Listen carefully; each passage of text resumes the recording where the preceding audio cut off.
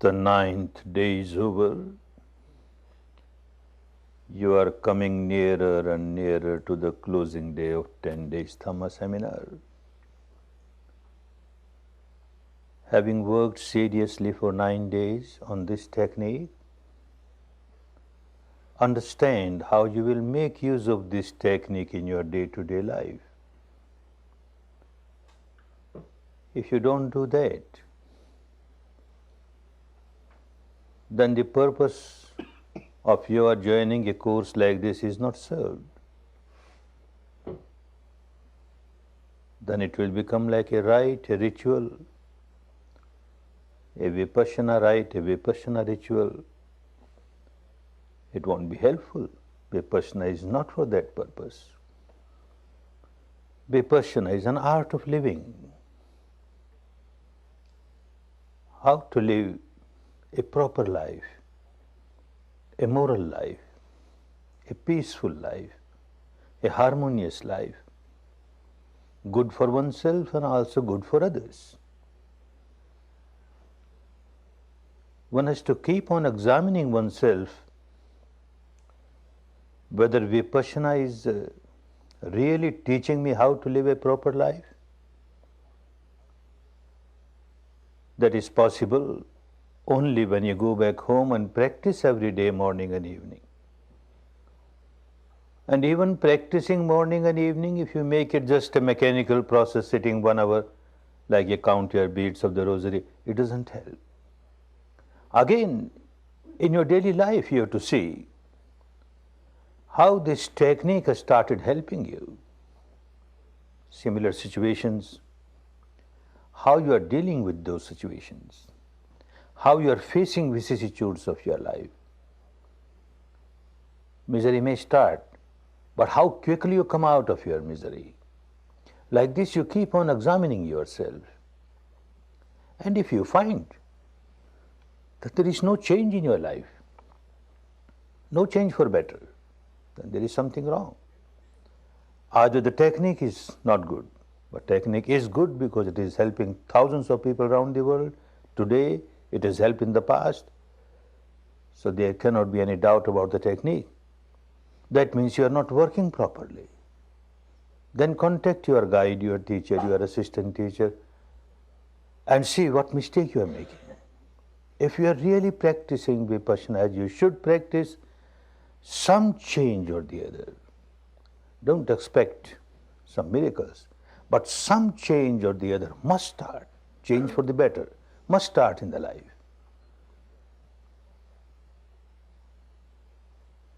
Anything may happen in the life which used to happen previously also. Some unwanted thing has happened. A wanted thing has not happened. Somebody has misbehaved and you reacted. Do you keep on reacting in the same way, with the same intensity, for the same duration, or some change is coming? When you reacted, how quickly you have come to senses, started observing sensation, come out of your negativity, and you have started generating love and compassion for the person against whom you had started generating negativity in the first instance. Keep on examining yourself like that. Maybe 10 times a similar situation you face now as you used to face previously. Quite possible 9 times you react in the same way as you used to react before. No change. Once at least out of 10 times, if once you are not reacted, you started observing your respiration, your sensation, that is a big achievement. Once in 10 times. This alone will become twice in 10 times, thrice in 10 times, and like this you will find you are really progressing on the path. Say a situation as a reason which used to arise previously also, and you have reacted, you have generated negativity, you have generated anger. Previously, you used to roll in that anger, say for 8 hours continuously. You kept on boiling yourself, 8 hours, anger, anger, anger. Now you will notice that this boiling stops in 6 hours? You start smiling. Later on you find in 4 hours you start smiling. In 2 hours, in 1 hour, half an hour, 15 minutes, 5 minutes. This duration of period, if it does not decrease, then you are as miserable as you were before. If you were miserable for 8 hours previously, now you are miserable only for 6 hours. 2 hours you gain, you are happy, you are less miserable. 4 hours, if you boil only 4 hours, you are miserable only 4 hours. And like this duration must become less, less, less. Although you did not start observing your respiration or sensation, yet you will find this duration becomes less, less. The intensity becomes less, less. No magic, no miracle, no supernatural power comes to help you. The law of nature is such. If you had been playing game of sensation for 10 days here, it does not give any good result. I keep on reminding it to the students again and again. Unfortunately, some are such, they keep on taking courses after courses, 10 courses, 20 courses, someone will make a century, and yet no change, no change. Because one is playing games of sensation. When there is pleasant sensation, one feels so highly elated, wonderful. My meditation is so wonderful. When a gross, solidified, unpleasant sensation comes, one feels so depressed, oh, my meditation is so bad. This is not Vipassana. This is totally against Vipassana. Sensation, pleasant or unpleasant, makes no difference. A sensation, what is the nature of the sensation? Look, it is anicca, it arises, it passes away. Every time a sensation comes, the understanding of anicca should be there. Look, arising, passing, arising, passing. And with this understanding of anicca, your wisdom increases, your equanimity increases, and this is how you are taking advantage of Vipassana, otherwise no advantage. If one keeps on playing the game of sensations, pleasant sensation, elation, unpleasant sensation, depression, if that continues courses after courses, if that continues in your morning and evening sitting, what benefit do you expect? No benefit. Otherwise, even though something unwanted has happened, you reacted with the anger, and why this duration has become less now, you not started observing respiration or sensation? Because of your practice morning and evening, without intentionally trying to observe the respiration or sensation, a part of the mind starts observing it. You are boiling in anger. 1 hour, you might get few moments here and there when you observe your respiration, you observe your sensation. Next 1 hour, again, few moments, few moments. Those few moments are wonderful moments. Like your car is running with high speed, going to collide somewhere. And a break, a momentary break, the speed becomes a little less. Again, it is running, another break, another break. It went on, it would have went on running for say 8 hours, now in 6 hours it stops, then 4 hours, then 2 hours, then 1 hour. Your anger was so strong, it would have kept you boiling for 8 hours. Now because of this momentary stoppage that you give, break that you give, unintentionally, it happens because of your practice, daily practice, and you are not playing the game of sensation. If you play the game of sensation, what happens now? Something has happened which you don't like in the outside world, and because of that you will get an unpleasant sensation, and because of that you are becoming angry. And when you feel the sensation, all these days, this is what you have been doing, unpleasant sensation, you have negativity towards it, you don't have equanimity in your mind, so now is the unpleasant sensation, you again react to it, you again react to it, you are not coming out of your misery. But if you work properly, an unpleasant sensation, and you laugh and you smile, oh, this is impermanent. Let me see how long it lasts. This is impermanent. It arises to pass away. It arises to pass away, and you find this has started working. Like this, keep on examining yourself whether you are making proper use of Vipassana in your daily life or not. Don't expect that in a 10-day course, one will become so perfect that now there will be no more negativity, no more boiling. Oh no. It will become less, less, less, and that is good enough. Slow and steadily you will find you are progressing on the path of Dhamma, the path of liberation, liberation from all the miseries. Whenever a misery comes, everyone wants to come out of misery. Nobody wants to roll in misery. But it is ignorance which makes us roll in misery for a long time.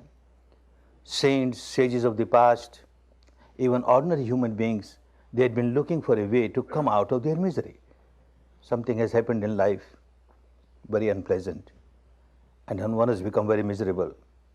And that incident keeps on striking again and again in the mind. One becomes more and more miserable. So one way out, people thought, was just divert your attention. People started running after sensual pleasures. One is very miserable, and to come out of misery, one will divert the attention, go to a cinema, go to a theater, go to a dance hall, go to a bar, this or that, and feel, yes, I am out of my misery. You are not out of misery. Because all these sensual pleasures generates attachment in your mind. And attachment and misery go together. You are becoming more and more miserable. This is the two sides of the same coin. When you have got attachment to sensual pleasure or to anything, then whenever you miss it, you become so agitated, so miserable. You are not coming out of it, no solution. Then some saintly persons, they said, divert your attention not to these sensual pleasures, to something else. For example, unwanted thing has happened and you started generating anger. Get up and walk a little. If that has not worked, get up, drink a glass of water. You are diverting your attention. If that has not worked, just start counting 1, 2, 3, 4, 1, 2, 3, 4. You are diverting your attention. If all that doesn't work, then a solution was given which worked, which still works. If you have got devotion, strong devotion in any god or any goddess, any saintly person, any liberated person, enlightened person, in whomever you have got great confidence or devotion, just start reciting his or her name mentally. Keep on reciting. Because you have got devotion, it becomes easy for you to recite it. And as you are reciting, you are diverting your attention to something else. Your anger subsides and you feel that you are free from anger. Or another solution, you just imagine the shape or the form of that particular god or particular goddess or saintly person or enlightened person, and keep on remembering that imaginary shape or form. You will find your mind is getting diverted and you feel you are coming out of your anger or your misery or any negativity or any defilement that has arisen in the mind. You are coming out of it. It looks like that. It looks like that you have pushed out your negativity by reciting these names. But the reality is not so. Those who became fully enlightened, they became fully enlightened because they explored the entire field of mind and matter, transcended the entire field of mind and matter, and experienced something beyond that, the eternal truth, ultimate truth. They experienced the entire law of nature. They understood that whenever you divert your attention, it appears as if you have put aside your negativity, but actually you have suppressed your negativity. It has gone away from the surface level of the mind and is being pushed deep inside. At the surface level of the mind, you feel, look, now there is no anger or no hatred or no ill will or no passion or no fear. Whatever negativity has come, it's gone now. But suppressed deep inside at the unconscious level or half conscious level, it keeps on rolling there and keeps on multiplying. You have not come out of your misery. Escape is no solution to the problem. And these enlightened people found out. Observe it. Whenever any negativity arises, a passion arises, don't suppress and don't give it a free license to express itself at the vocal level or the physical level. Similarly, fear arises, anger arises, hatred arises, worry arises.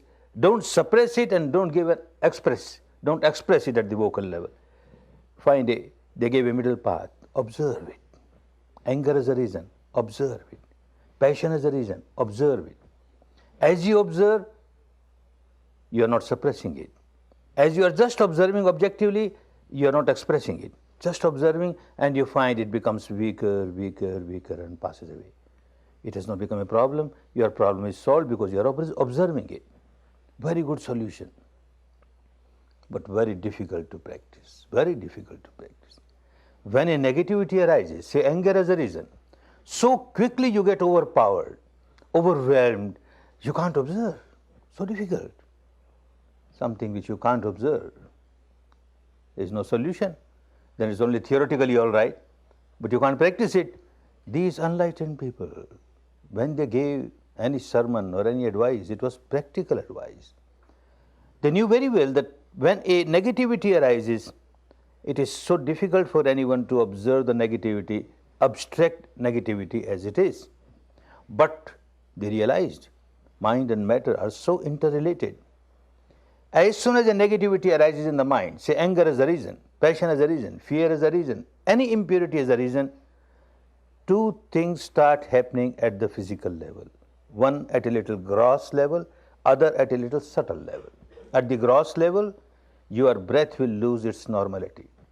When you have anger or passion or fear, breath can never remain normal. It will become little fast, little hard. When that particular impurity has gone away, again it will become normal. So something starts happening at the respiration level. And another thing at a subtler level, some biochemical reaction will start. Palpitation might become increased. Heat may be there. Perspiration may be there. Tension may be there. Something starts happening at the biochemical reaction of the body level. These two things, it is very difficult to observe anger as anger, abstract anger, passion as passion, abstract passion. But if one practices, it becomes easy to observe the respiration, to observe the sensation on the body. And this is what they started teaching, because it was very clear that for ordinary person, once one gets developed, then it becomes easy. Even abstract anger, abstract passion can be observed objectively, otherwise not. Even if you sit to meditate, you can't meditate. Anger as a reason, first important difficulty is, first important problem that comes is, you are so overpowered. You don't remember even that I should observe my respiration or my sensation or the anger. You just get overwhelmed with that. Then there must have somebody to remind you. You must have a private secretary around. Whenever anger comes, this private secretary must remind you, oh, look, master, anger is coming. And as Buddha said, you observe your anger, observe your anger. Private secretary will work for 8 hours only in the day. And I don't have agreement with the anger that you should come only when my private secretary is on duty. It can come any time in 24 hours, any day in 365 days. So I must have 3 shifts, 3 private secretaries. Then every country have their own labor laws. You must give staggering holidays. So 4 private secretaries or 5 private secretaries. Who can afford? Right, somebody is afforded. There is always, every moment, a private secretary like a shadow. And anger is a reason. And this private secretary will say, oh, look, master, anger. Anger, come out of the anger, observe anger. The first thing I do, I slap him. You fool. Are you here to teach me? I'm my own master, I know what to do. Anger. Anger is anger. All right, I have not behaved in the wrong way. And I thanked him. All right, you were kept for that purpose. You have advised me very good. Now I must observe my anger. How to observe anger? There is no shape of anger. There is no color of anger. You close your eyes and try to observe anger. What you will observe? Only the object of anger. So-and-so said like this. So-and-so did like this. Something unwanted happened. Wanted didn't happen. And that keeps on coming in your mind. You are not observing anger. You are observing the object of the anger. And that is the stimulation for your anger. Your anger becomes more and more. You are not observing anger. And that is why enlightened people said, observe your respiration. Observe sensation. Observing respiration, observing sensation, you are not diverting your attention to something else. Because this very sensation, this very respiration is like the other side of the coin. On the one side of the coin, you go to your mental negativity. On the other side, these physical things that are happening, your respiration becoming abnormal or your sensation on the body. So you are facing the problem. You are not running away from the problem. You are not suppressing the problem. A very wonderful solution was found. And for that one has to practice. No magic, no miracle.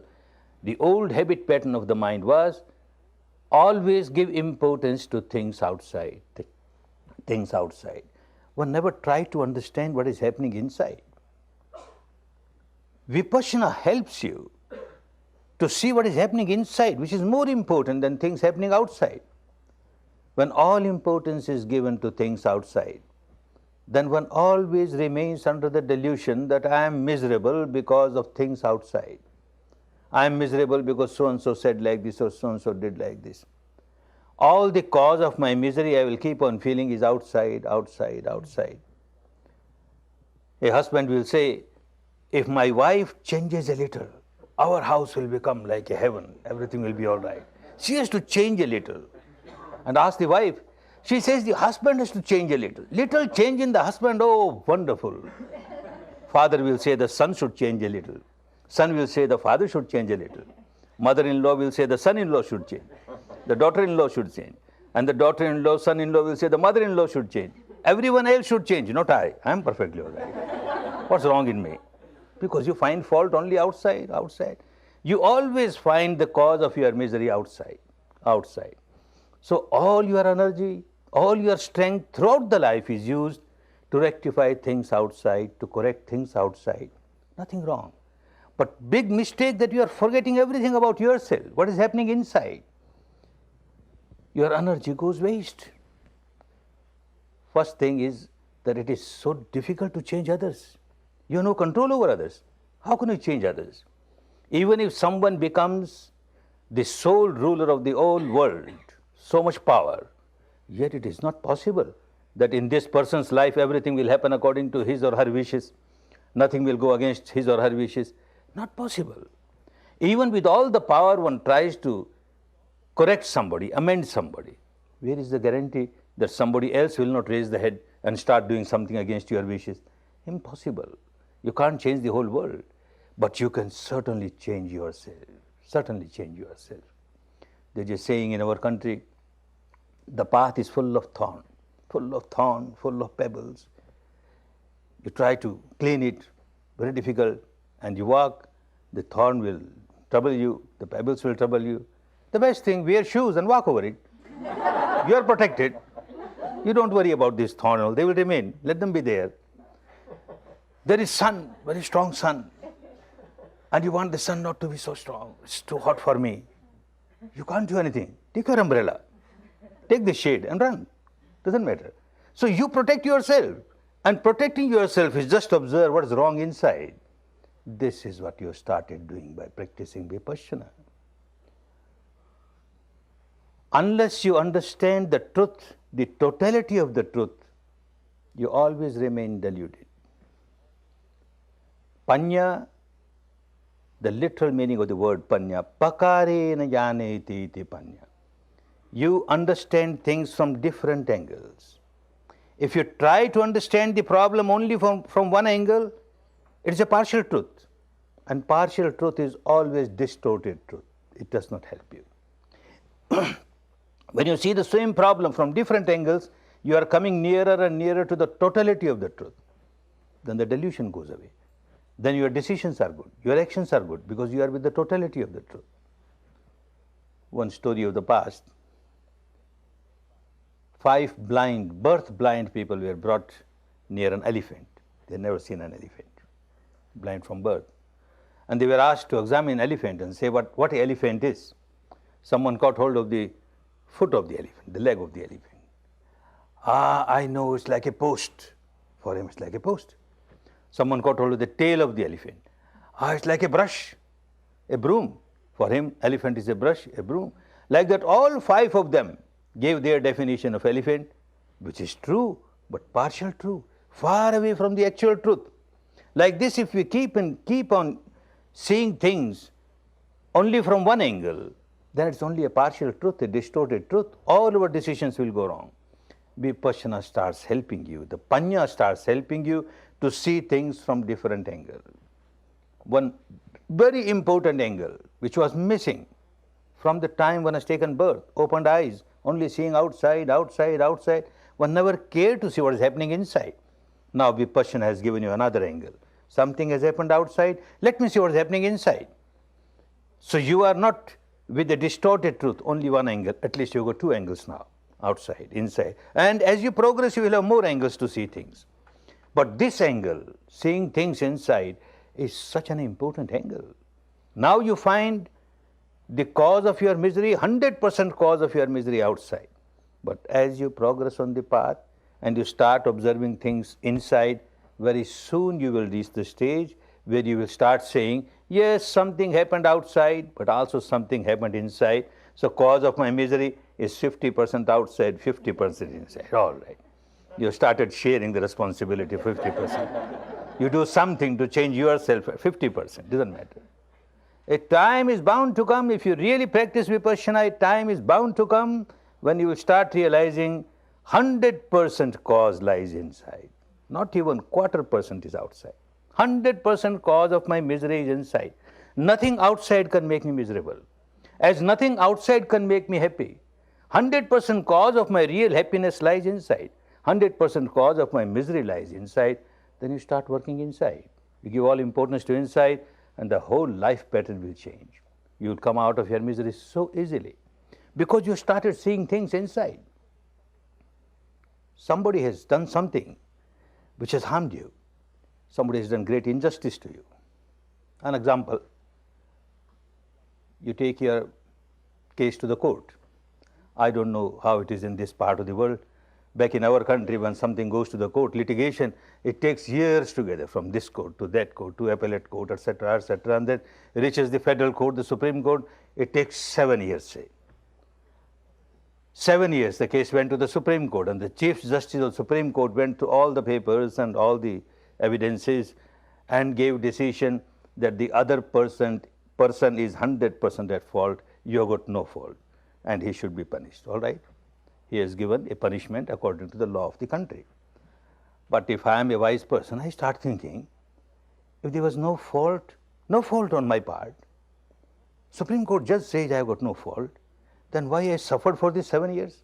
7 years, day and night, I had no peace of mind. There must be some law of nature, some law of God Almighty, why I was penalized. With Vipassana, you start understanding why you were penalized.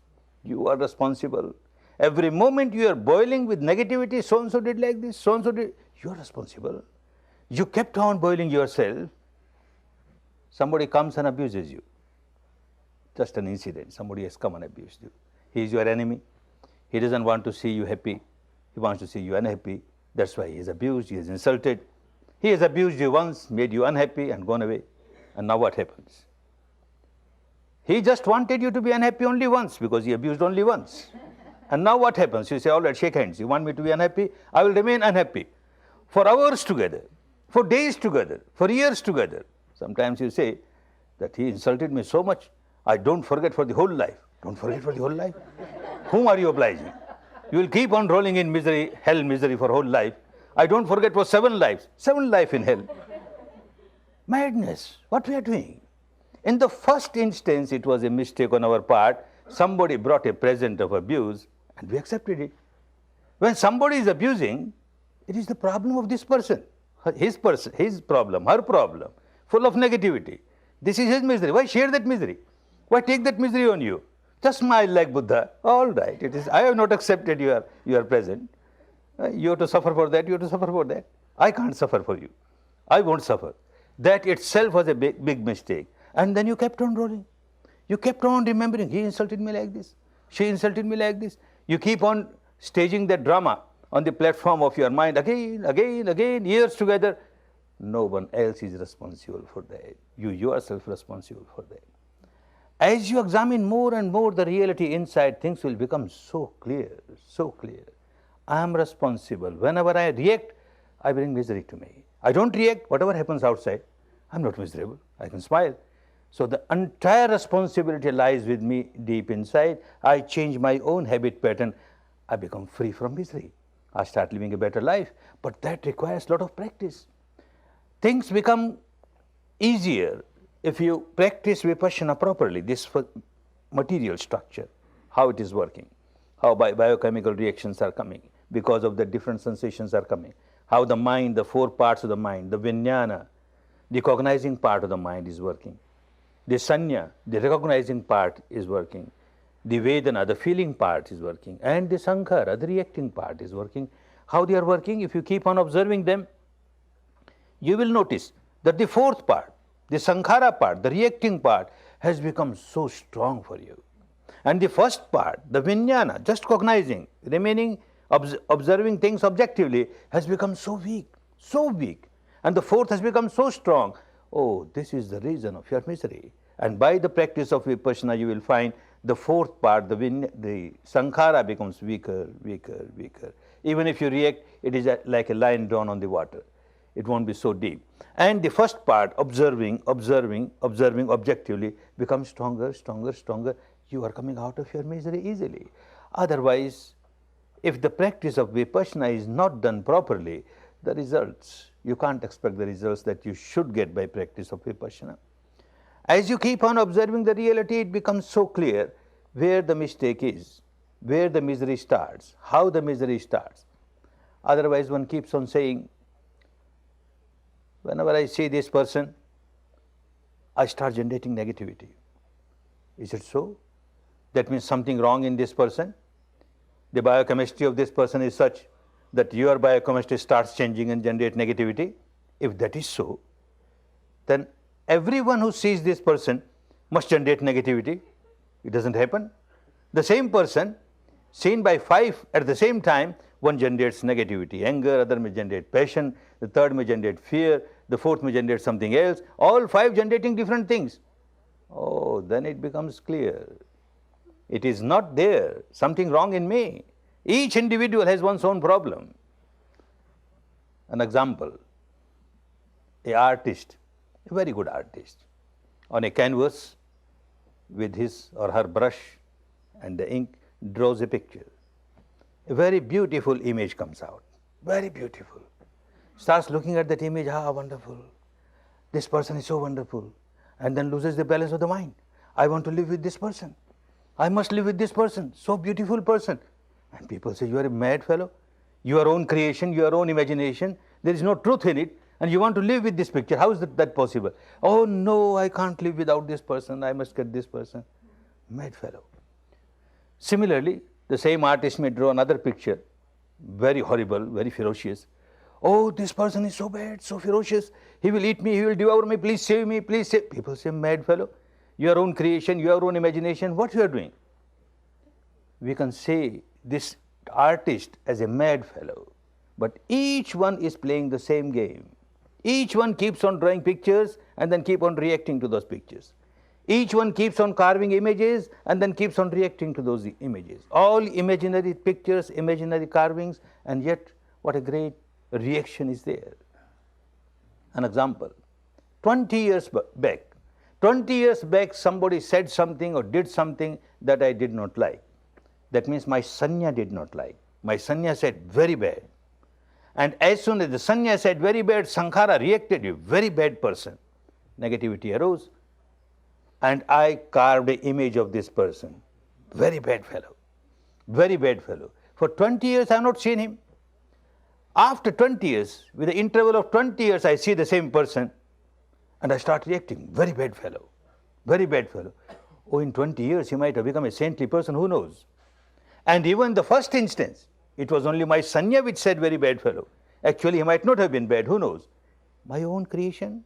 I have carved an image of this person, very bad fellow, very bad fellow. I am reacting to this image, created by me, carved by me. This comes between the reality of this person and my reaction, this comes in between, and I am reacting to this. Similarly, another example, 20 years back somebody said something or did something which I liked, that means my sanya liked, ah, wonderful. And the evaluation was given, ah, wonderful person, a thorough gentleman, what a saintly person, saintly person. 20 years I have not seen him. With the interval of 20 years I see, that image comes. Ah, thorough gentleman.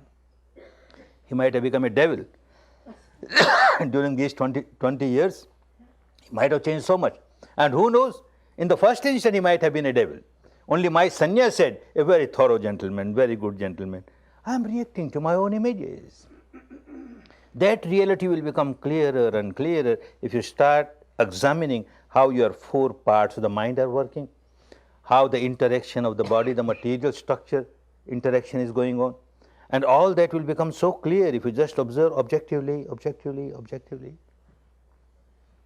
Same person, same object, seen by 5 different persons. 5 different persons are good, 5 different images of the same person. They are reacting to their own images, not to this person.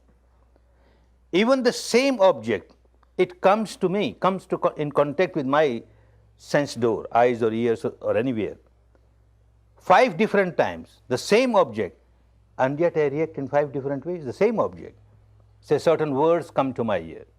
5 times, same words have come, and I have reacted in 5 different ways. If I am a good Vipassana meditator, it will become so clear. An example. Example is example. No reality in it, just example. One evening I am walking. I am walking with 5 of my students. It's evening, little dark. On the footpath, somebody is lying there, and one of my students hits this person, kicks this person, and this person shouts, "Are you blind? You got eyes or buttonholes?" These words come to my ear. And I find a wonderful sensation in my body. Very pleasant sensation, a flow of very pleasant sensation. Somebody is abused.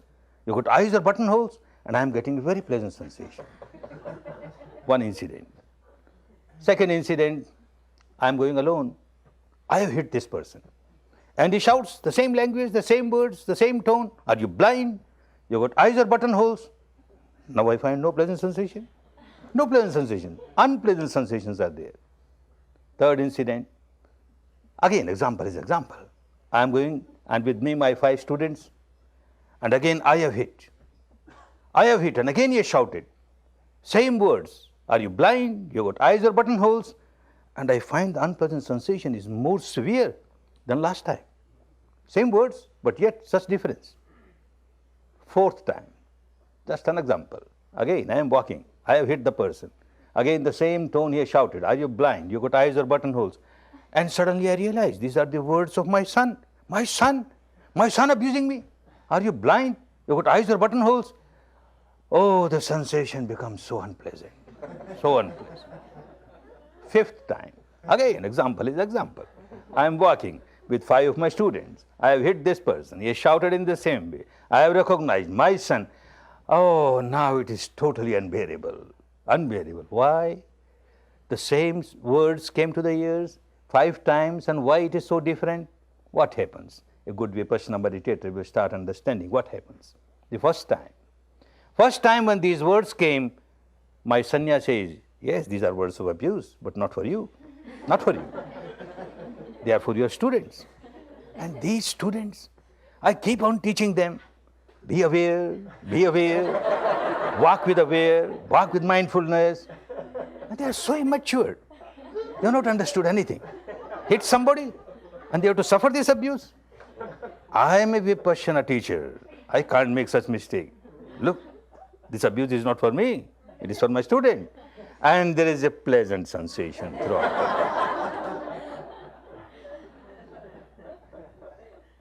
As soon as one takes birth and grows and comes to senses, whether one comes to senses or loses senses, who knows, but in the worldly language we say one comes to senses. The first thing one does, carves an image of oneself. Goenka. And when I carve my own image, I carve very beautiful Goenka, wonderful Goenka. And I establish this image in the temple of my mind. Wonderful. Goenka is so wonderful. Now, first time, when I found that abuse is to my students who are immature, I am a matured person, I am a Vipassana teacher, then this image got some more shiny over it, some more polish. Wonderful. Goenka is so wonderful. He cannot make mistakes. Others make mistakes. Second time, the same abuse, and my sanya says, "It is for you now, not for your student. There is no student here." And this image that was carved and attachment towards this image, and this image gets shattered. Somebody abusing me? Such a big Vipassana teacher, me? What happened to you? You're not bleeding? You're not dying away? What's wrong? Why you shout? The whole attitude changes now. Very unpleasant sensation starts. And third time again, why it was much more? Because these 5 students who were with me, one keeps on making this madness. One carves one's image and establishes in one's own mind, develops a lot of attachment, that itself is madness. Now, another thing that one keeps on doing, establishes a good image of oneself in the minds of others. Every student must know, Goenka is wonderful. Oh, look, Goenka is wonderful. And that image, one plays so many dramas and so many things just to establish a good image. These 5 students, I had done so much to establish my good image in the minds of these 5 students. Now, all these 5 students, the image is shattered. Previously, only one image was shattered. Now, 5 images getting shattered. I feel so unhappy, 5 times more unhappy. Somebody abuses me when I am alone. I say, it doesn't matter, he has abused me. But in public with so many people, what makes the difference? Abuse is abuse. Whether you are alone or whether you are with so many other people, because you put your image in the minds of so many people and now that gets shattered, you are much more unhappy. That becomes clearer and clearer as you go deeper and make an analytical study of the things. 4th time, why it is more unhappy. The sphere of I increases now. Mine. And you start making images of mine, my son, my daughter, my wife, my husband, my mother, my father, my so. And you carve a beautiful image. And you start developing tremendous amount of attachment. At the apparent level, you keep on fooling yourself. I love my son, I love my wife, I love my husband, I love my mother, I love my father. If you go deeper, you will understand you don't love anybody. At the time of Buddha, the king of the country Pasenjit, he came in contact with Buddha, meditated, became a good Vipassana meditator. And one member of the family becomes good meditator, others slowly get attracted. So the whole family was a Vipassana meditator. His wife Mallika, the queen, she also very good meditator. Both of them meditate in their meditation room in the palace. One day after 1 hour sitting, this king asked the queen, Mallika, tell me, whom do you love the most in the world? And she says, wonderful. The same question came in my mind while I was meditating, and I realized I love myself. I don't love anybody. I don't love anybody. Pasenjit smiled. He said, the same question came to my mind. I examined myself. I found I love only myself. I don't love anybody. Without Vipassana, it would have been totally different. A queen saying to the king that I love only myself, not you. Her head would have been taken off. What kind of queen? But now both are Vipassana meditators, very happy. They went to Buddha and said, sir, in meditation it so happened. Buddha said, sadhu, sadhu, sadhu. This is the beginning where you can start rectify yourself. So long as one remains under the delusion that I love so-and-so, I love so-and-so, I love so-and-so, one does not come out of the madness. When one starts realizing I love myself, oh look what a self-centered person I am, what a selfish person I am. Whom you say mine, my son, my wife, my husband, etc., you've got a dream, you have certain aspirations, and you want this person to fulfill those dreams. You are dreaming that this person will fulfill my dream, such and such dream, and that's why you are loving. Your love is expecting something in return. And when your love is expecting something in return, you are not loving this person. You are loving yourself, you are loving your own aspirations, you are loving your own dreams. Self-centered love, it doesn't help. Pure love is just one-way traffic you give. You don't expect anything in return, you just give, just give.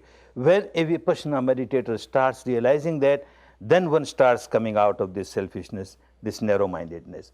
So now what happened in the 4th time?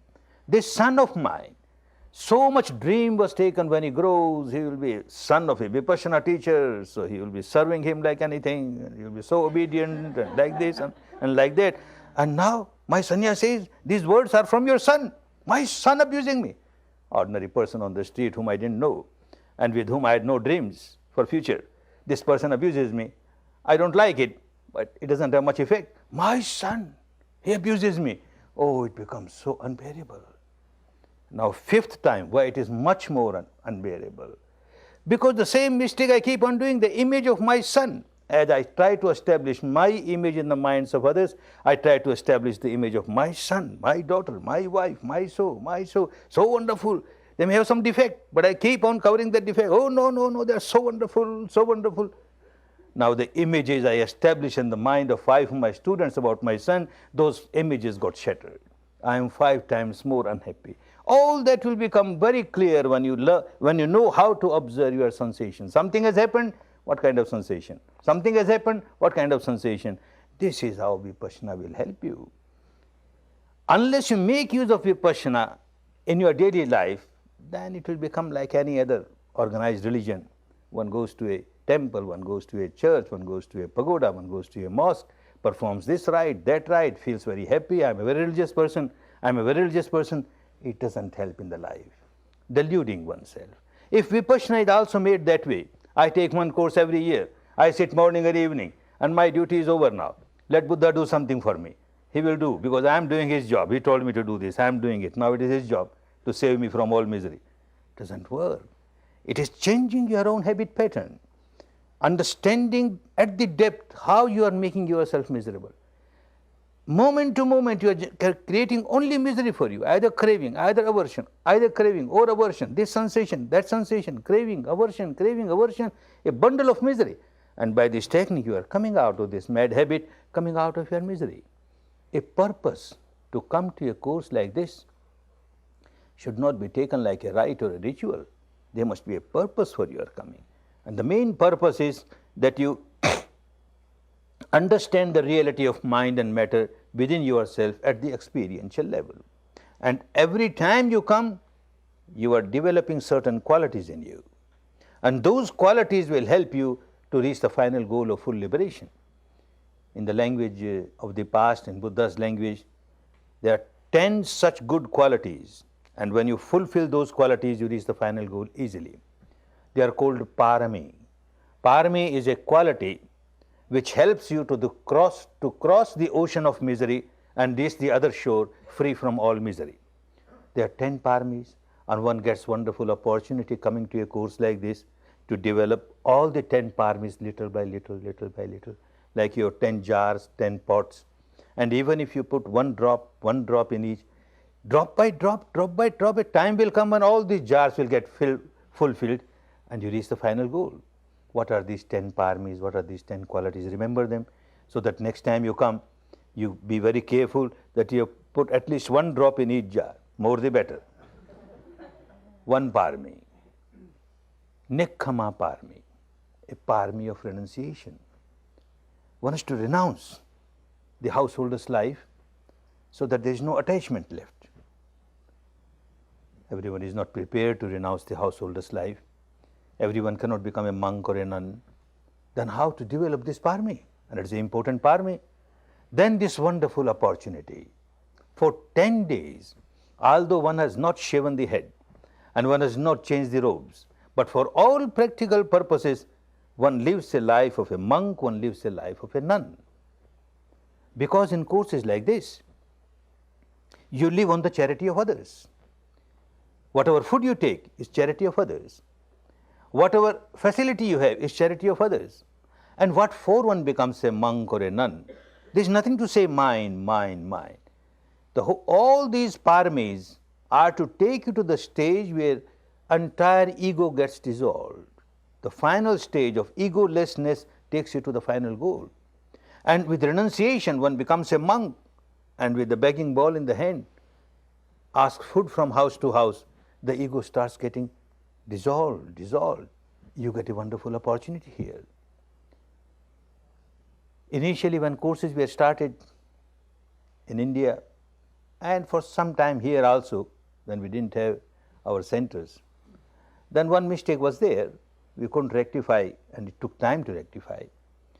Charges were taken from the students.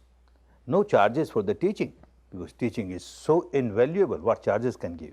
What charges can anybody give? But at least for boarding, lodging, the actual expenses, out-of-pocket expenses, were charged from the students. That was wrong. But once the centers started coming up around the world, then the Dhamma started being taught in its pure way, pure form.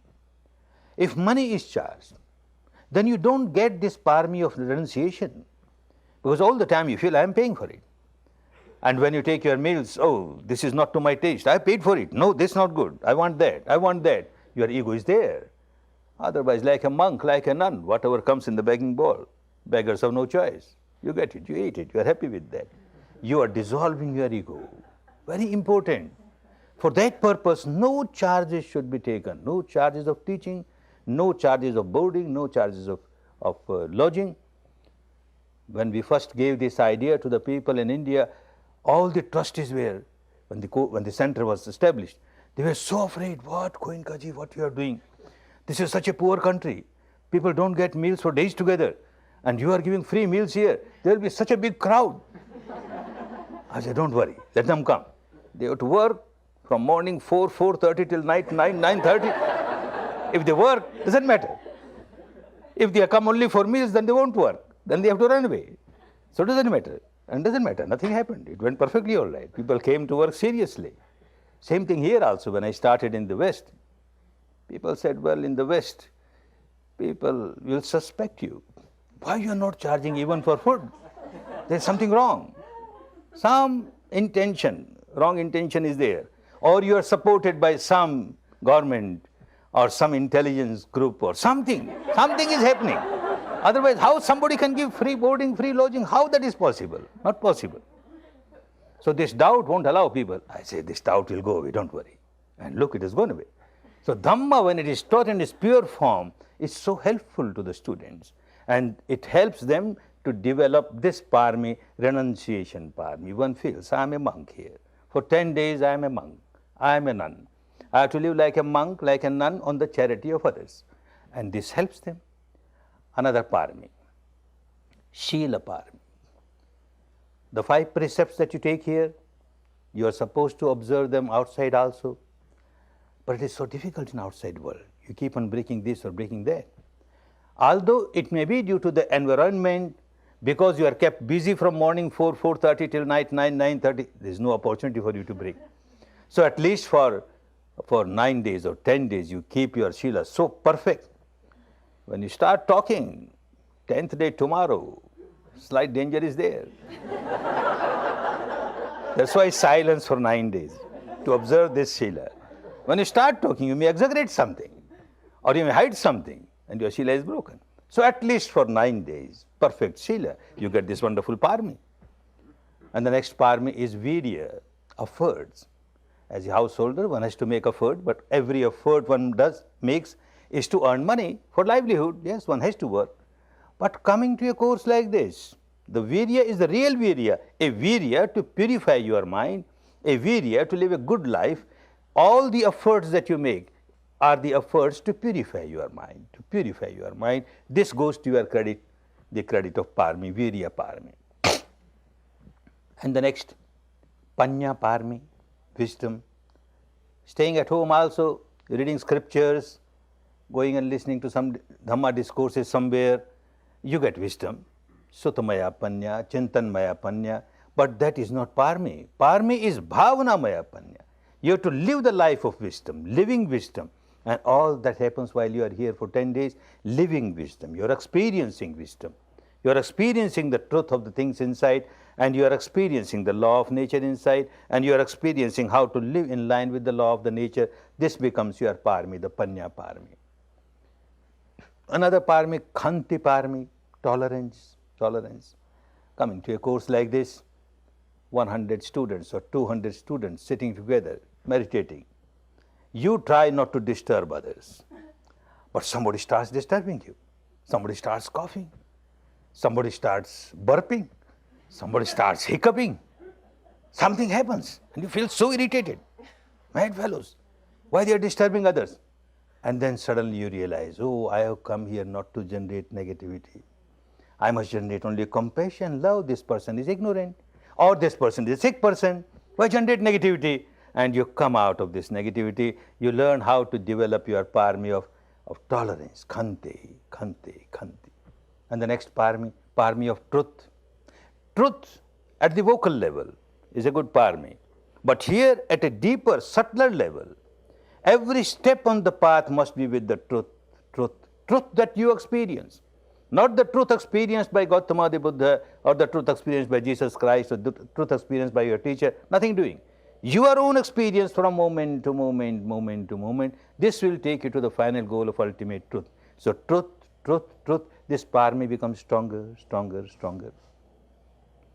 Adittan parami, strong determination. Somebody comes to a course like this, the first thing one does, strong determination. I will stay here for 10 days, let anything happen. I won't run away on the second day. I won't run away on the sixth day. I won't run away on any day. I will be here for 10 days. Any kind of operation is acceptable to me.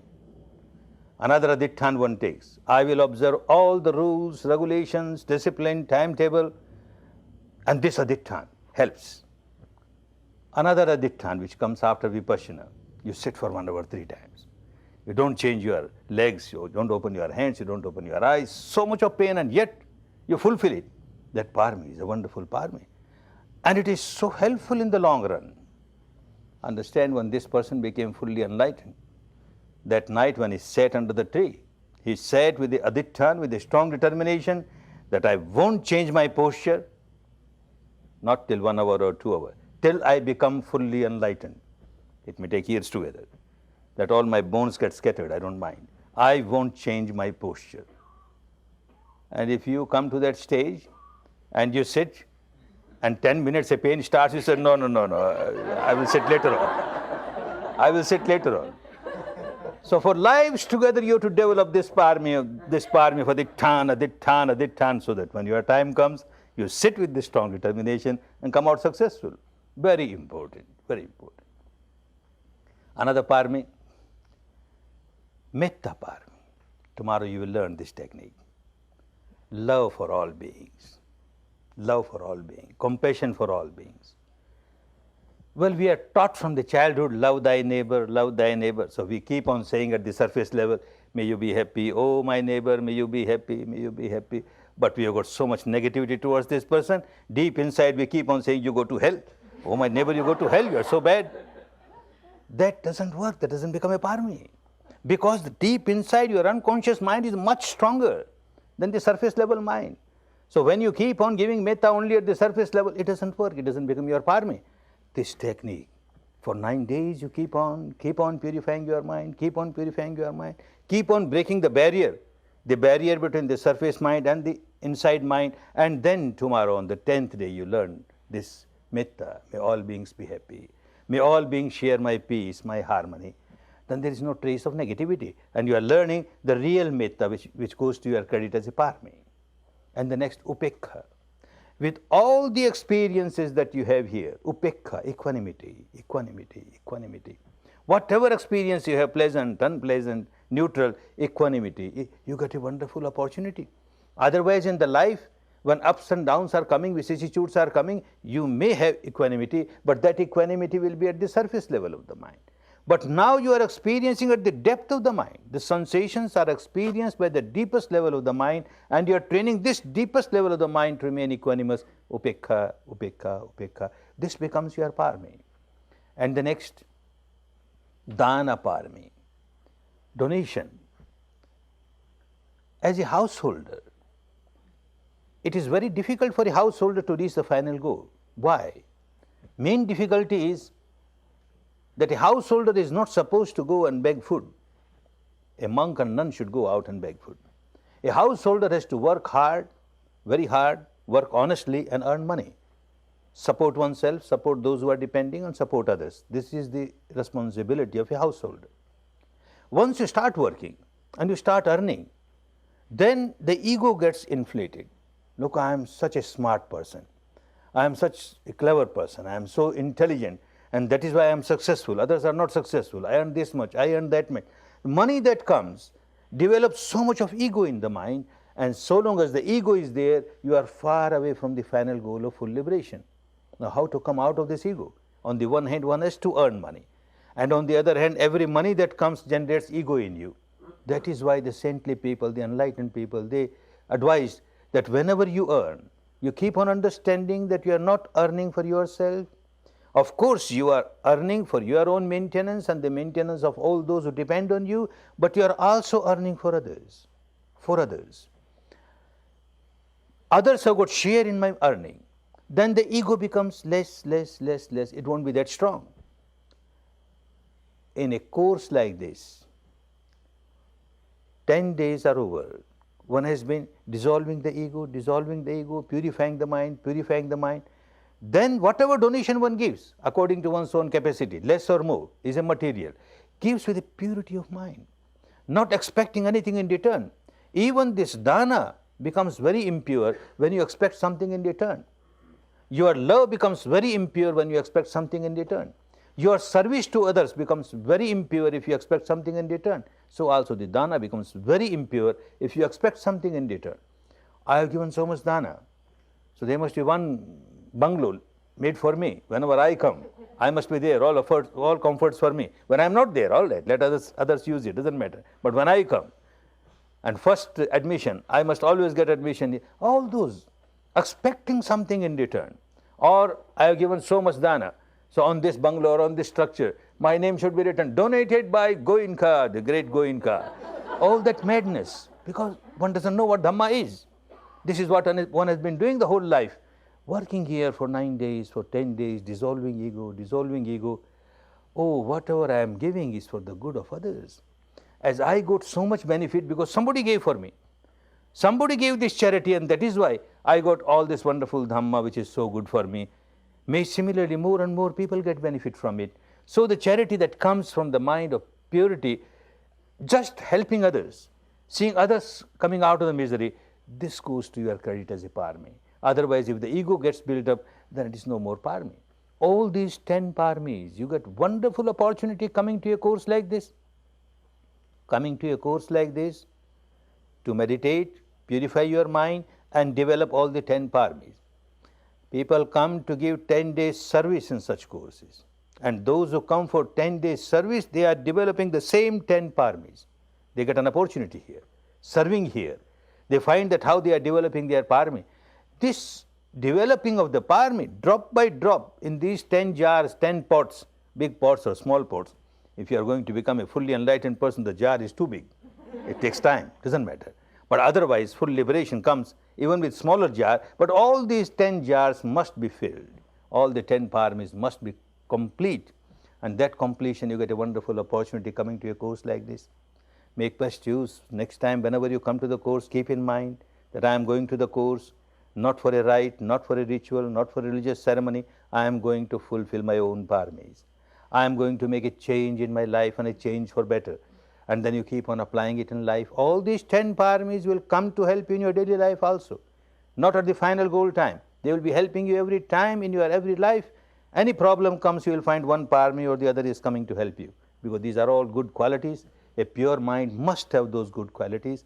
And you are, by practicing, you are developing those very qualities. May all your 10 paramis develop, get fulfilled. May you all reach the final goal. May you all experience liberation, liberation from the bondages, the shackles, the chains of all the defilements, so that you enjoy real peace, real harmony, real happiness, real happiness. Bhavat Sarva Mangalam Bhavat Sarva Mangalam Bhavat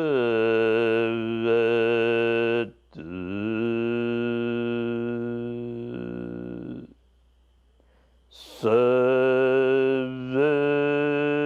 Mangalam.